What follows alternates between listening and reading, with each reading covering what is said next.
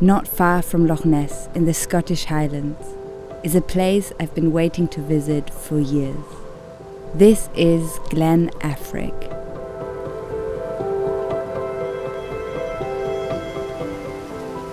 After the last ice age, 10,000 years ago, the glaciers that filled these valleys retreated and the forest advanced, filling the glen with life.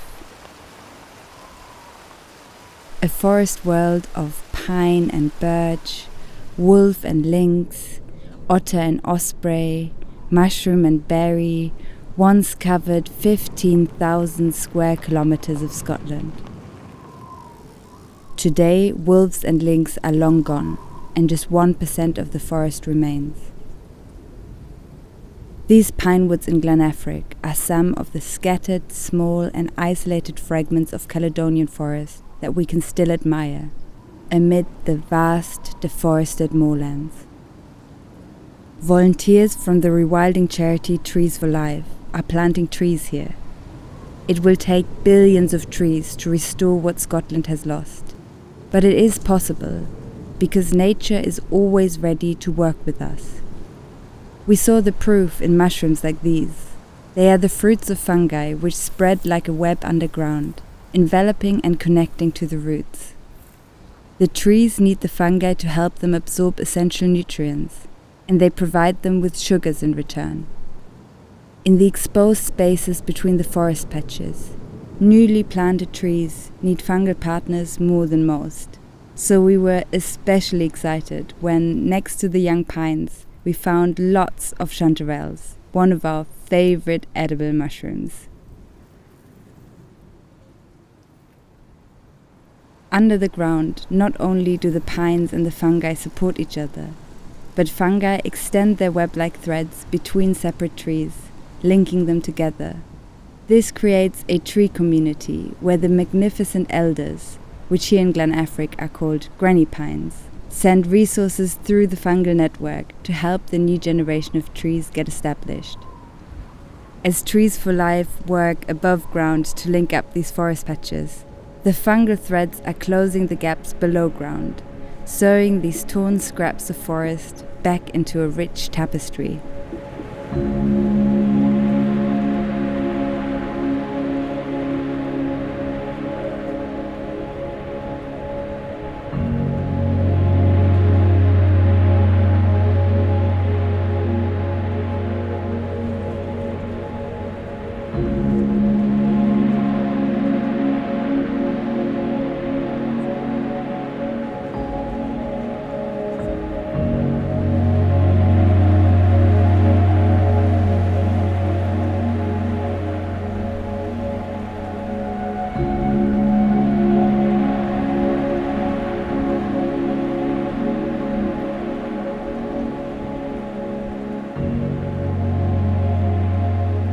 As we gathered our dinner, we were starting to become dinner ourselves. When you're getting eaten alive by highland midges, it's easy to question if helping nature reclaim this land is really such a good idea. Well, I learned from Trees for Life that deforestation created vast areas of the midge's favorite boggy breeding habitat, without the biodiversity that keeps each species in balance. In the remnant 1% pieces of old-growth forest, we saw just how much more tangled the web of life is. This is the only ecosystem in the UK where fungus, alga and tree come together to make this witch's hair lichen. Beneath the witch's hair, we found the devil's tooth fungus, which also grows only here. And growing from the devil's tooth is another mushroom, the piggyback shanklet. Life grows in 3 dimensions here. I feel my most wild and alive when I'm in a forest. It feels like relief, like I can breathe a little more deeply. The textures and colors of the leaves and pine needles and moss. The lush undergrowth. It feels like life is expanding in all directions, from the mycelium and the roots to the treetops.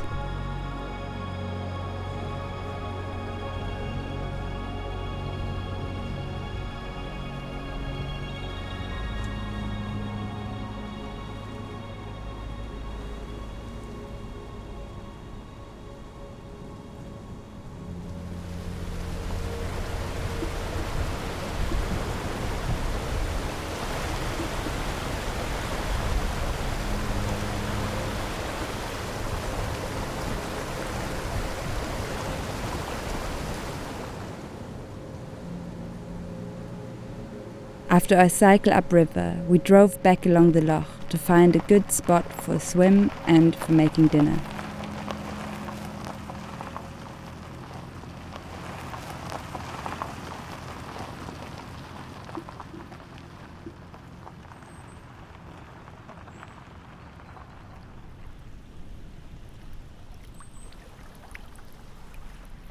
The processes of rewilding our ecosystems and rewilding ourselves are closely intertwined. That journey might look different depending on who and where we are. It usually starts with making a little more time and space in our lives for nature connection, allowing ourselves to be immersed in the elements. In Glen Affric, I immersed myself with all 5 of my senses, swimming in wild waters, tasting foraged food, walking barefoot on mossy ground, listening to the sounds of the forest, and sleeping under the stars. Healing our relationship with nature helps heal our planet as well as ourselves.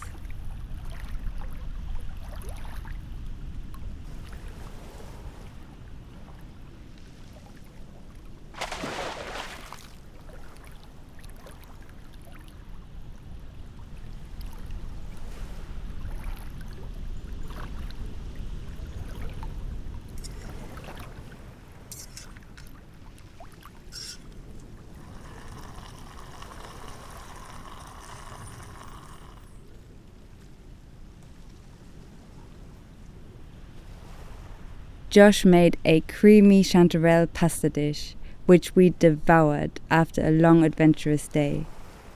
As we rewild ourselves and the Highlands, meals like this feel like exchanging gratitude with a returning forest.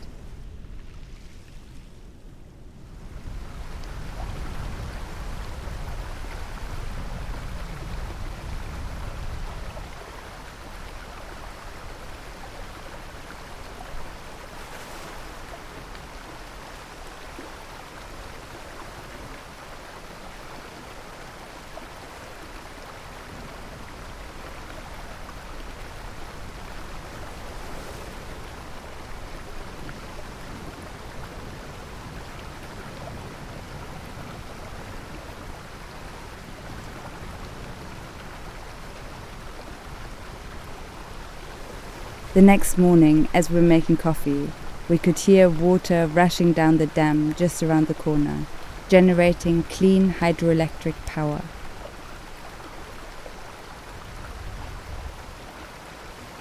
Every year, wild salmon swim down the River Affric, through the lochs and on to the North Atlantic. So a fish ladder was incorporated into the dam to allow the salmon to pass. Rewilding isn't trying to exclude humans from Glen Affric, but to integrate us and our needs with those of other species.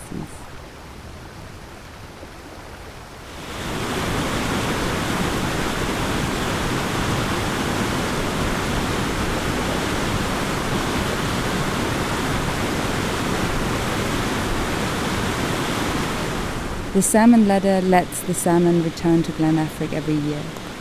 I hope to follow them back here soon, to restore the forest with trees for life. But now it was time for us to head to the sea, like the salmon, and onwards to the Orkney Islands.